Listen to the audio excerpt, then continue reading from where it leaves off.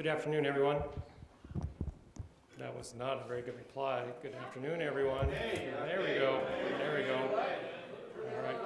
I mean, Mayor Dave's about ready to speak. You need to liven up here a little bit. So, Mayor Dave Kinskey is currently serving his third term as mayor, which means Dave and Donna, thank you so much for being here today, have committed 12 years to serving the people of Sheridan so far.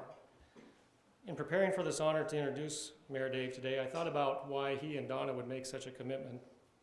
I'm pretty sure it's not for the fame, glory, and riches that goes along with being mayor. I don't believe there's much of that. Well, if you spend much time with Mayor Dave, it doesn't take very long to maybe figure out why he's made such a commitment. If you ask Mayor Dave about his education, the first thing he'll tell you about is that he graduated with the greatest high school class ever from Sheridan. It's true. He doesn't tell you that he graduated from Harvard. Of course, after he tells you he graduated from high school here, he usually tells that joke about him and John Boyack being able to fit in their jerseys, football jerseys still. We will politely laugh if you tell that again today, Dave. If you ask, I heard you haven't told that for a couple of days. So.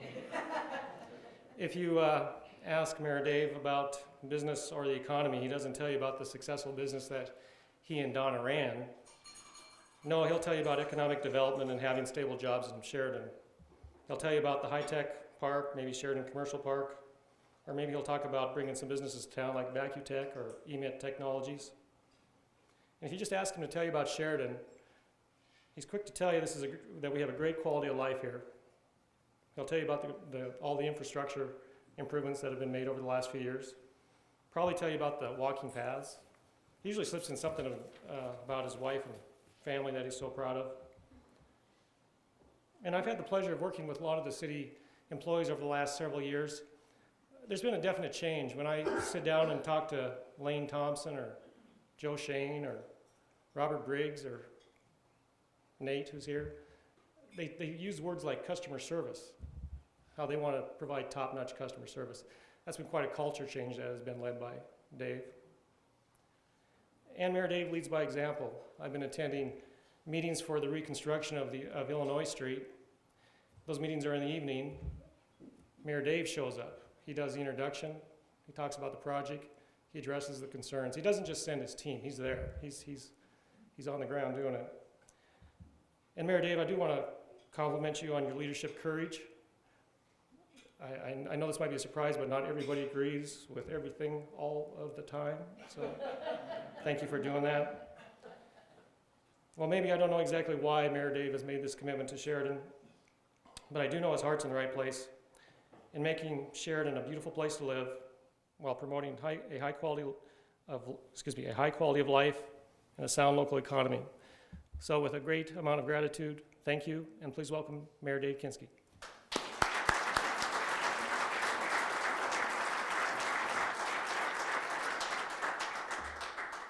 Thank you, Kevin. I appreciate that. Last time I had an introduction that nice, my mother was still alive and was writing them for me, so I appreciate that. As I was getting ready this morning and I put on my jacket and my tie, it occurred to me that I really don't wear a jacket and tie much anymore, except when I go to funerals and speak to the Rotary Club. So make of that what you will, but I also thought, what is the difference between speaking to the Rotary Club and going to a funeral? The top 10, number 10. At a funeral, they do not shoot a gun under the chairs of the visitors. Number 9, at a funeral they sing but no songs by Pete Shunk. That's enough of that. Letterman's retired and we don't want to outdo him. I do want to say that I think we all have something in common here today, which is that none of us has a clue what's going to come out of my mouth next. So bear with me. I want to recognize a few folks here in attendance. We've got the City Council Vice President Alex Lee. Alex, if you could show the folks. We've got County Commissioner Mike Nickel, a classmate of mine and Dave Ferris's. Mike. And Representative John Patton. John, it's always a pleasure to see you. And then a very special guest that I want to acknowledge, my partner in life, love, marriage, business for 39 years. Past president of the Wyoming Women's Foundation, past member of the Wyoming Business Council, and an honorary Paul Harris Fellow, my wife, Donna.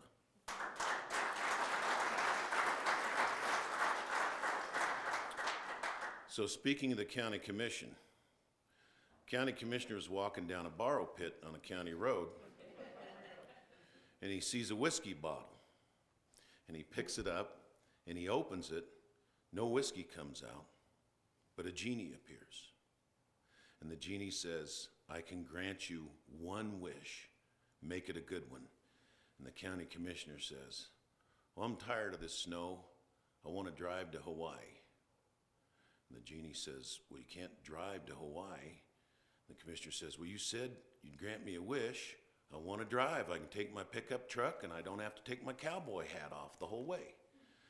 And the genie says, do you know how hard that is to do? Running pylons clear down into the Pacific Ocean?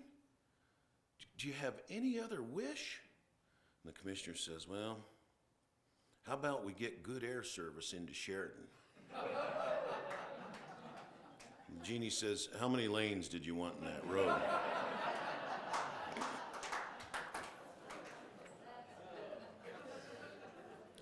Okay, in the interest of fairness, I do want to say, two guys are sitting in jail. One turns to the other. Food was sure a lot better when you were mayor. Okay. What is our mission? What is the top priority for the Sheridan community? Not just today, but since high school days. How do we get our economy diversified? How do we get good paying jobs for Sheridan people and preserve our quality of life? Al Simpson used to say, in public life, the big issues never change. And that's true. We have ag jobs, we have tourism jobs, we have energy jobs, and yet we know that we need a greater job base that pays more in Sheridan. And we want to preserve our quality of life. So we all know what quality of life means.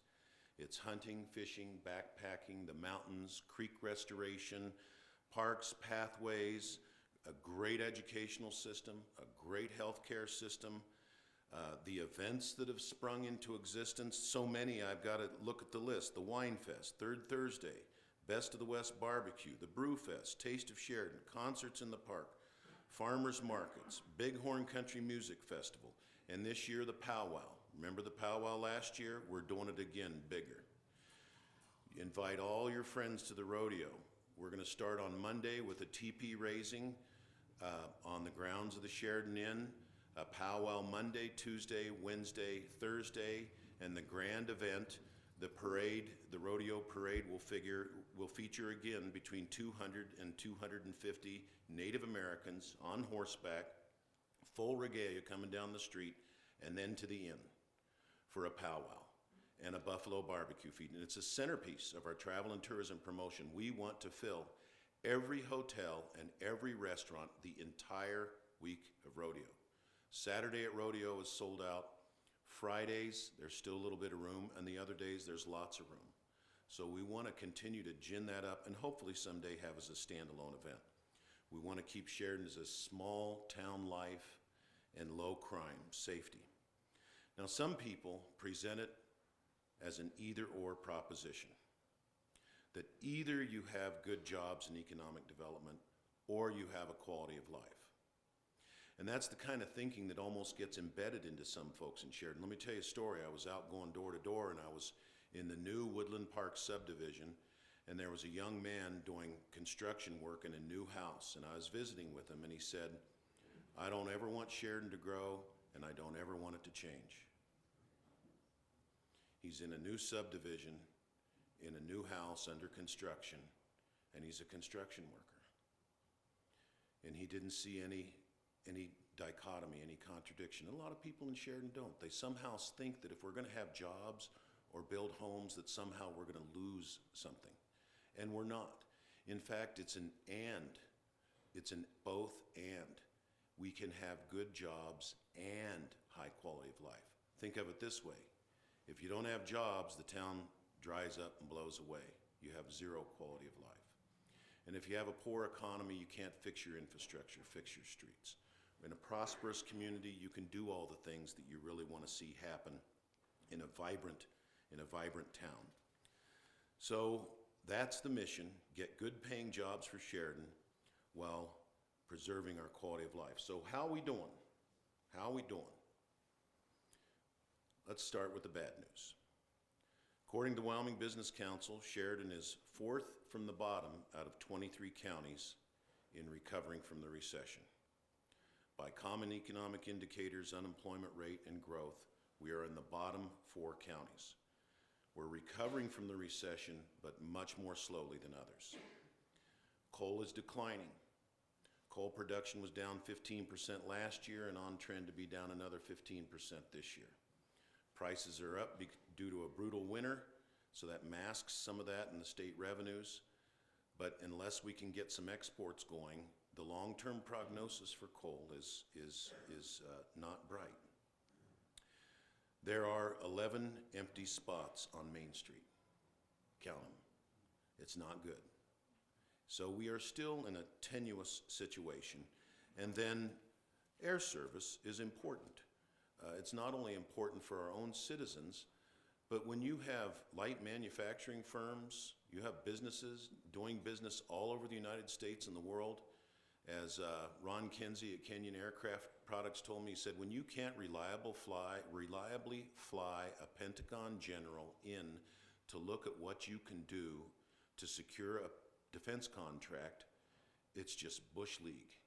Because you've got to convince people we can do these things in Sheridan, and not to be able to fly them in and out reliably is a key failing in our development. And so we, with the city council, with the county commissioners, and the city of Buffalo, and the Johnson County Commission, and the private sector are working diligently to see what we can do to get solid, reliable air service.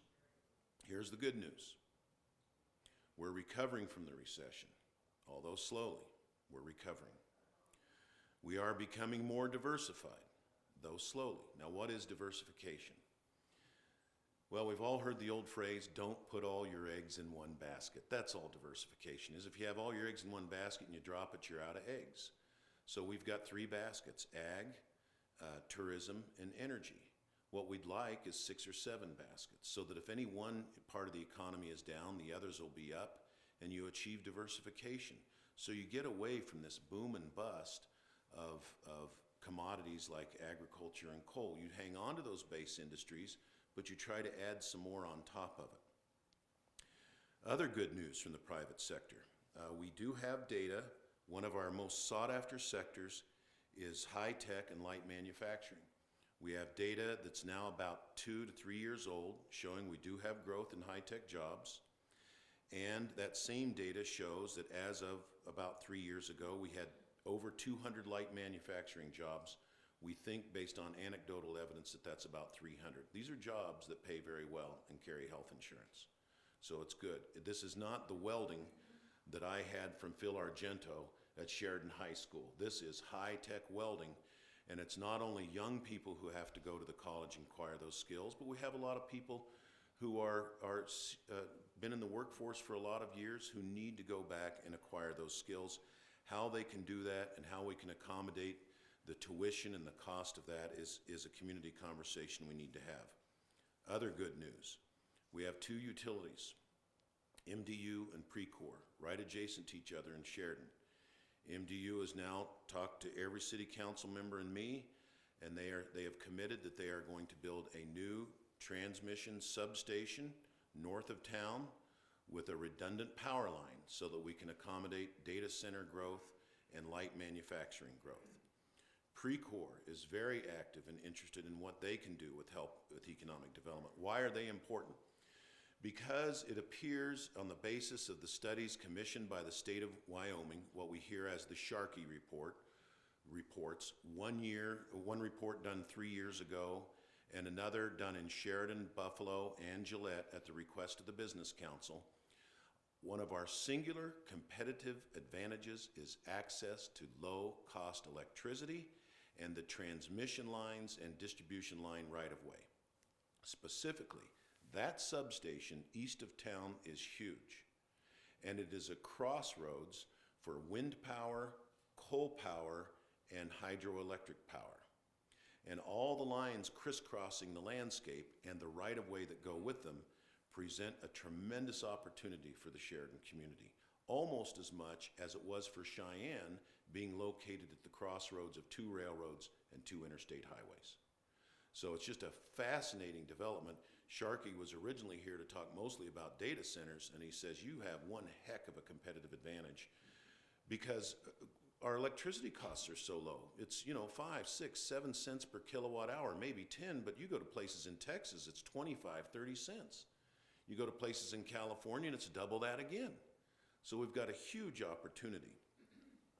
Other good news from the private sector is the recent formation of a firm called Rocky Mountain Fiber, LLC, and that consists of myself, Ryan Mulholland of Ptolemy Data Centers, and Joe Sharkey. And I've shared this with many folks previously. How did that come about? We were trying to see if we could get government money to build a fiber optic highway. And what we were told by both the private sector and the governor is a private sector solution is preferred. And after that effort failed, I got a call from Ryan Mulholland who said, I think there's a customer base there, we can do this thing. But we gotta go all the way from Denver to Billings. You see, in the World Wide Web, in North America, there's about 18 places that are major connection points, major portals into the internet. One is in Billings, and one is in Denver. When the internet was first constructed, largely by the railroads, Sprint is a railroad company, they went east-west because that's how the railroads largely went. But as the demand for data grows by 90% a year, now there's demand for connections going north-south, Billings, Denver. What happened when they put that interstate highway down I-80 is it just passed right through Wyoming without any drop-offs. That is not going to happen again. If we can make this thing work and fund privately a build from Denver to Billings, we will, with ACT, we will drop off what are called handholds at every single community along the way and at every state building along the way. And we will light up that I-25 corridor, and we will put Wyoming on the map and do it all with private funding. Hear, hear.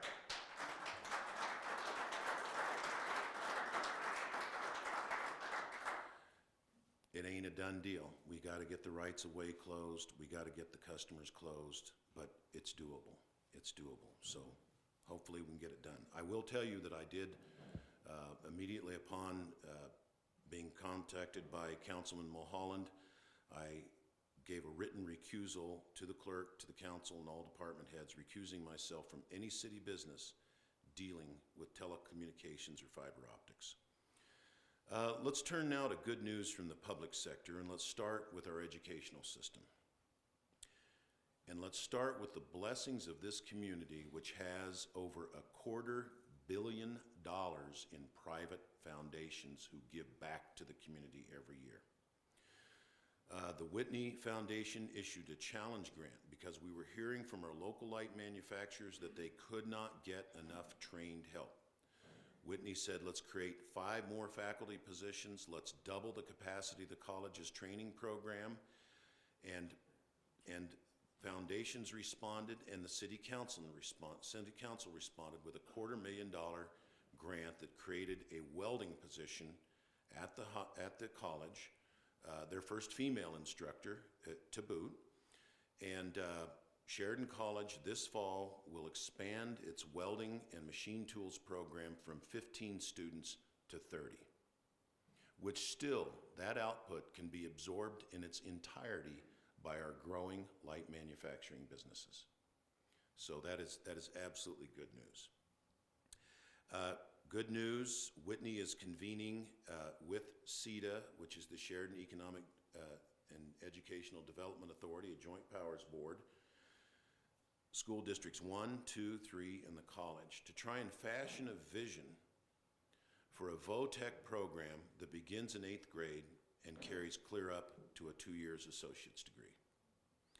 We've got the college track thing covered in Sheridan. We've got that. We have the highest proportion of Hathaway scholars. But there's still a lot of students who know very early on or in high school, I want to be a welder, which they make a lot of money. I mean, they make a lot of money. I want to do machine tools. And so we're looking at a model, we've seen some other communities, of actually building a VOTEC campus right on the college campus where kids can decide 8 through 12 they want to enroll there. And they come not only out with a high school degree, but potentially with a college degree, trained in welding, diesel mechanics, and it's worked in other communities. And what it does also is it positively impacts your dropout rate. Because either kids, they don't want to hear about, getting a diploma. They want to get a job. Because of their home situation, whatever it is, they want to get a job, and here's how we can address that. Good news from the public sector, the University of Wyoming has an incubator. If you've never visited, when you're down in Laramie, make a call, ask for John Benson or John Dick, and go visit the incubator at the It's the real deal. It's just like they have in the Silicon Valley. And they've got their fingerprints on like 40 startups in Laramie. And they have somebody assigned to Northeast Wyoming who's in Sheridan once a week. They want to be here full time. And what they do is network. And regardless of where somebody is in their business, whether they just have an idea or it's a mature business they want to improve, these people can help you and bring the right resources to the table and the Rolodex and the experts. It's a fantastic program, and I'd love to find a way to get them up here. Other good news from the public sector, the healthcare system. The VA has added 200 new jobs in the last 6 years. They are now up to 700 jobs. They're thriving, but they always are a little bit worried about what the federal government is going to do, as are we all, and with good reason. And so we've got to make sure that that VA can do well. And that's got to go onto the list of important things to do. And our local healthcare system is just absolutely phenomenal. What a remarkable thing we have in Sheridan Memorial Hospital and the medical community in Sheridan. Something else that we have going well, and this is a public-private partnership, is the vision that we have for our community. It says in the Bible that without a vision, the people will perish. The corollary is, with a vision, the people will prosper. We are building a consensus in this community on what are the right kinds of industries for Sheridan. And that helps get past some of the unproductive debates we've had in the past about economic development, because people fear smokestacks. They fear the degradation of the community. And for those of us old enough to remember, we remember when Gillette exploded from 2,000 people to 15,000 people. So the word growth still carries a stigma among certain segments of the Wyoming population. And we're not going to allow that to happen, a boom town and runaway growth. We're going to plan our future and target the creative arts, back office, internet-based operations, high-tech operations, information services, light niche specialty manufacturing, and healthcare. The proportion of healthcare of the Sheridan economy is significantly above the national average, and it's because we have the VA, we have Renew, we have Easter Seals, we have VOA, and the behavioral health and the recovery treatment is a huge portion of our local economy, and so we've got to make sure that does well. Other good news, infrastructure. Infrastructure is so important. People cannot build a house or establish a business unless they've got streets, water, sewer. We've done a lot of work fixing the broken sewers and the rusty water lines and fixing the streets. We haven't gotten to them all, and we've had a brutal winter. I will tell you, when you talk about a cultural shift, Kevin, the streets department went out and made themselves hats. And they say WGSD. We get stuff done. And they are proud of the fact that they swing into action at the first sign of snow and push back against 6 and 12-inch storms, and maybe we should have a little recognition for them and Nick Bates and their boss as well.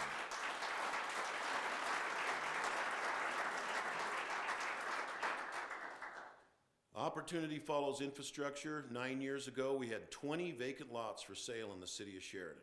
20 in the entire county, actually. Dixie said it was on the multi-list. 9 years ago, 20 vacant lots. That's shameful.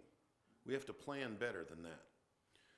Over the last 9 years, we have expanded the footprint of the city of Sheridan by 33%. Now that will accommodate between 100 and 200 years of growth.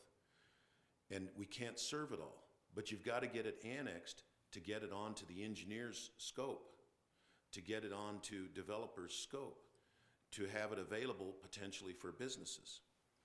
We also have 50 acres of shovel-ready lots ready to go as an incentive, and it's all based on the Cheyenne model. Somebody's interested, potentially land is for free, depending on how many jobs per acre. So we've got a data set of 1 so far. Vacutech, 5 acres, 60 jobs. 12 jobs per acre. That's a pretty good price. When you look at the payroll that comes out of that place, their local purchasing, and how many times that turns over. It's not a bad rule. Infrastructure, Janet Eady came through. She's a site locator at the behest of the Wyoming Business Council. She surveyed us for readiness to go out and recruit light manufacturing firms. She said, you're ready. You're ready. You're not in the get ready phase. You're ready. Go out and promote Sheridan. Joe Sharkey came through. He said, you're on the data centers. He said, you're ready on the small corporate and managed services data centers. Go recruit. So we've had a couple of recruiting trips. One to Southern California to a machine tool show, one with Jay to Data Center World. I don't think going to trade shows is going to get us there.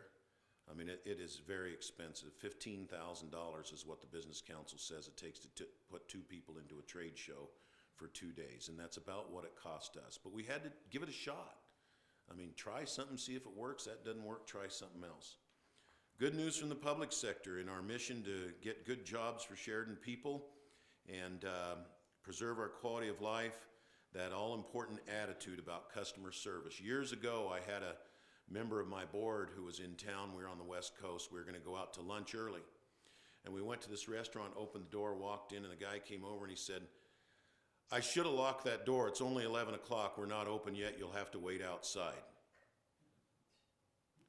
So we're waiting outside, and my friend turns to me and he said, somebody ought to make that guy captain of the sales prevention team. And I said, well, what should he have said?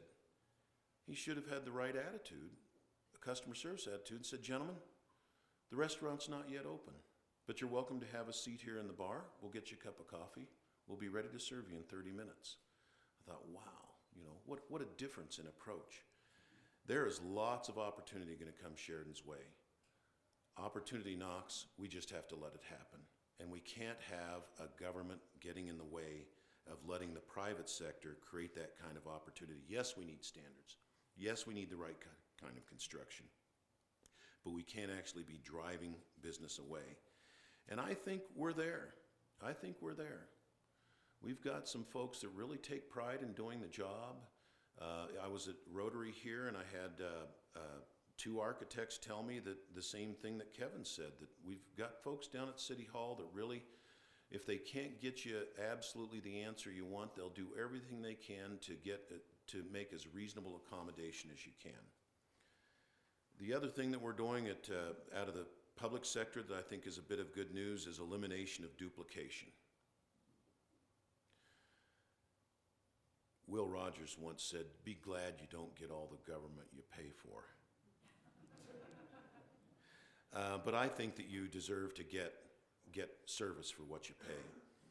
The city used to do, in my estimate, too much. Instead of focusing on its core mission. The city used to try and run a county-wide ambulance service. They were going to make money at it. And when the losses hit $750,000 a year, we bid it out to the private sector. That was a painful episode in Sheridan history, but we got through it, and we're better for it. We used to try and run a fire service for the entire area that is now the Goose Valley Fire District. We extricated ourselves from that overcommitment beyond our borders, and now we have the Goose Valley Fire District, 30 firefighters collectively with over a century of experience. And we depend upon Goose Valley, and they do a great job for us. We have mutual aid with them, and they have mutual aid with us. All development used to go through 2 different departments at City Hall. All new development had to go through the fire department and the Public Works Department. We've simplified that. We have a fire code expert on staff in the Public Works Department, and you go to 1 department for review, not 2. For the entryway corridors, you have to go to the Design Review Board and then the Planning Commission and then the City Council. And with the help of the community, including many of the folks here, we've come up with a simple, clear design standard, and it's an administrative process, long overdue. Used to be if you were going to build within 1 mile of the city, you used to have to go to the city and the county and the city and the county and the city and the county and the city and the county, and they would be in my office just spitting mad, and rightfully so. We've got that all worked out now, don't we, Mike? We have the first joint city-county plan in Sheridan in a quarter century, and it's due to these commissioners and this city council and the staffs of both bodies. Long overdue. So there's more of duplication analysis to come. I think it's always a fair question to ask. Are we doing things effectively? Are we doing things economically? Sometimes another government agency is the answer, sometimes not. We're looking very closely at municipal court. When I was a kid, municipal court was a desk in City Hall where you went in when you got a ticket through rolling through a stop sign, and you pled your case, and they'd say, well, $25, $10 court costs. Somehow over time that morphed into an exact replica of the court system funded by the state of Wyoming. And we had, in Muni Court, I don't know if you know this, our maximum fine is $750. But in Muni Court, we were taking hardened criminals and sticking them in jail for 6 to 12 months at $85 a day and fining them $750. Now you do the math on your smartphone and figure out how that one works out. It doesn't.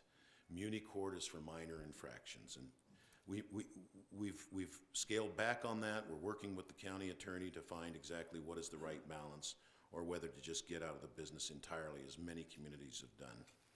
Juvenile justice is the same. We've got a state juvenile justice probation and parole department, and we've duplicated that with a joint powers board in Sheridan. What was the problem we were trying to solve, the answer to which was more government? And if that's the right answer, then that's the right answer.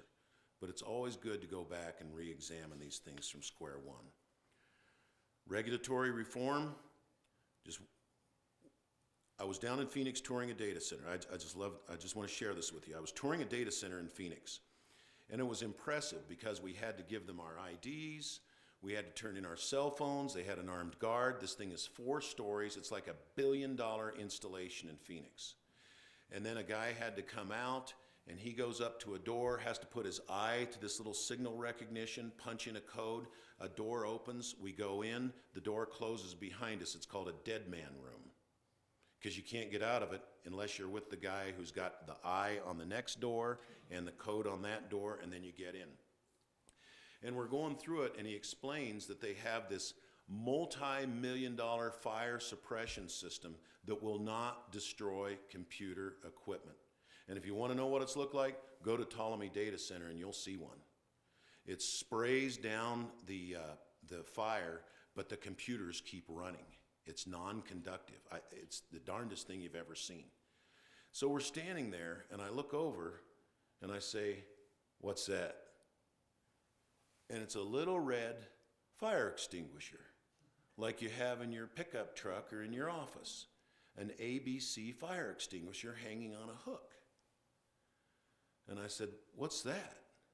He goes, "Well, fire marshal's office wouldn't give us a certificate of occupancy until we put these fire extinguishers throughout the building." I said, "Well, what about this multi-million-dollar system?" He said, "Well, it's not in the code book." But the first person who ever grabs one of those is fired, because they will destroy millions of dollars of equipment, but we have to have it or they will shut us down. Okay? I don't ever want that to happen in Sheridan. We hired a man named Paul Zucker. He knocked 3 months off Fort Collins' subdivision process. He went through our building department, our planning department, gave us 95 recommendations for improvement, and has streamlined our processes. We did that in a public-private partnership with the building and development industry. We liked it so much, we had him come back in for another round of recommendations. And that regulatory reform is just absolutely critical. Let me give you one example of the kind of gain that you make when you approach things from a professional perspective and a quality improvement perspective. Zucker pointed out that on the Candlewood Suites, we had 500 inspections conducted by the city of Sheridan because our building department was not cross-trained. It was like a train, you know. I do electrical, I don't do plumbing.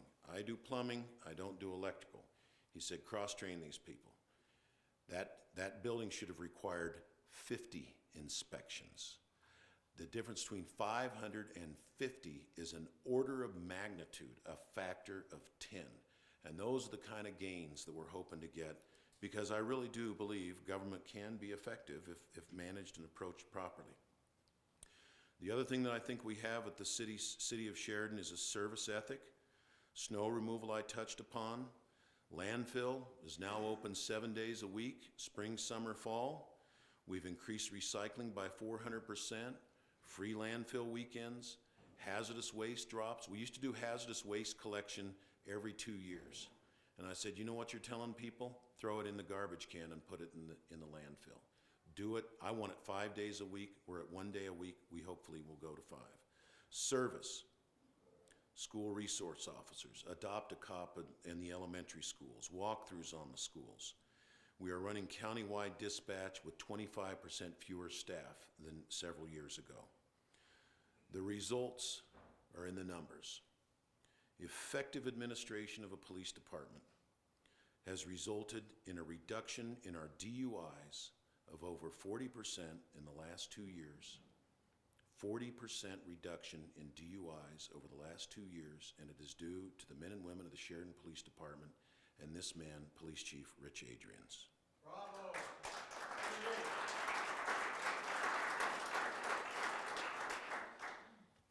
Scott Badley's the clerk treasurer, and I cannot begin to tell you how many improvements we've made there. I just can give you one metaphor for it. When I first was sworn in as mayor, they'd bring in these great big piles, literally this big. The mayor had to sign for everything over $25, and I thought, oh my God, the budget's $40 million. This is going to take a while. And they were 3-part NCR. And so none of them exist but one anymore. It's all on electronic requisitions. And as we started down that path, I was talking to a young person in the treasurer's office, and I said, we got to get rid of these NCR forms. He said, well, what kind of form is an NCR? Is that like 20 bond paper? What kind of paper is NCR? I said, no, that means no carbon required. He said, oh, what's a carbon? So some of you are young enough, you don't know, but the older people get it. Yeah. Budgeting, I do want to touch briefly upon budget. I gave a budget address to the city council about 6 months ago, and I will then deliver with the council and staff the results of that this coming Monday.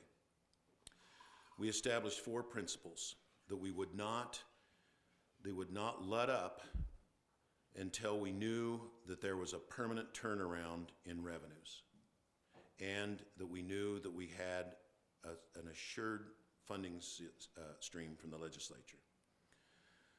That we want to maintain our current staffing and service levels. We want to adhere to the Wyoming Constitution, which says gas tax just goes to streets, you don't throw it in your general fund. And that we would respect footnote G from the legislature that says, we're giving you some money here, it's about 10% of your budget, don't use it to hire people and don't give raises. So, the goals are to replace and build our reserves, to get our employees back to competitive wages, and to give back in some way to the community. And we will learn Monday night what the management committee, chaired by Rich Adrians, are able to do in that regard. I have said the employees will be pleased with the outcome. I think the community will be pleased with the fact that we will be able to place all the reserves back we had to tap during the downturn. And I think the community will be pleased with what we're able to do for landfill fees for construction debris, which is critical to infill development. I want to touch briefly, if I may, on the need to get good people into elected office at the local level. It's great that people want to run for the legislature. If you look at the history of Sheridan in our early pioneer days, there were people of substance on the city council. There were business people, there were ranchers, builders, bankers, surveyors. And over time, when you reach out to people to try to get them to step up to help out on the city council, they go, oh no, I got a business to run, I don't want to lose any customers. Or, oh no, they're not going to do to me in the newspaper what they do to you. Oh no, they're not going to put that stuff on the Sheridan Media blog about me. Have you seen what they write on Bighorn Media about people? Oh no. We have got to have the right people step up, or else you have the wrong people step up. It was not that long ago, folks, that the city council occupied meeting after meeting on cat licensing. 11 years ago, cat licensing. Well, isn't we license dogs? Don't we have equal rights? Come on, this is not serious business. The serious business is get good paying jobs for Sheridan's people and preserve our quality of life. So we are there now. Bob Webster, John Heath, Alex Lee, Kristen Kelly, Shalene Smith are people of substance, people with experience and background. We have an opening on the council. We have 2 applicants, people of substance and experience, Jesus Rios and Thayer Schaefer, right here, a fellow Rotarian. And we are so blessed that those folks have said, I want to step up and give back to the community in this service. And I'm ever so appreciative for them.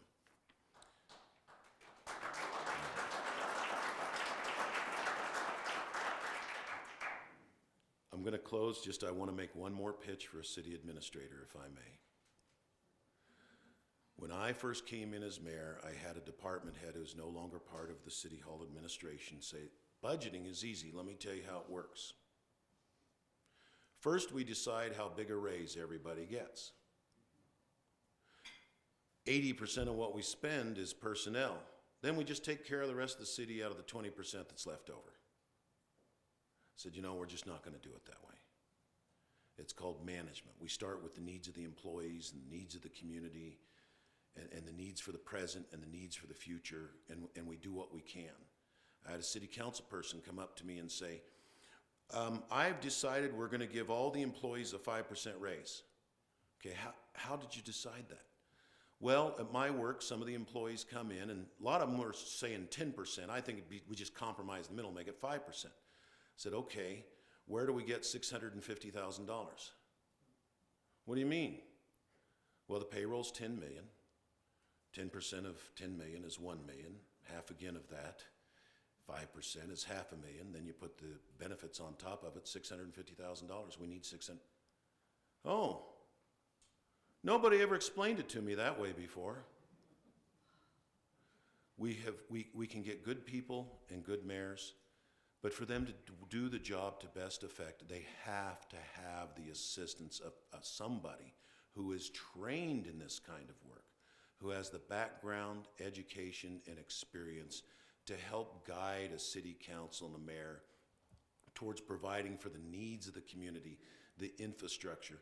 And I can tell you in 9 years, I have seen firsthand how the failure to have a professional administrator working with a strong mayor and council has cost this community millions and millions of dollars and lost opportunity. The county has an administrator. The college board hires a president. The school district hires an administrator. Why can we not hire an administrator for the city of Sheridan to help build a future for our folks, because after all, in the end, that's what it's all about. Let me give you one tangible example.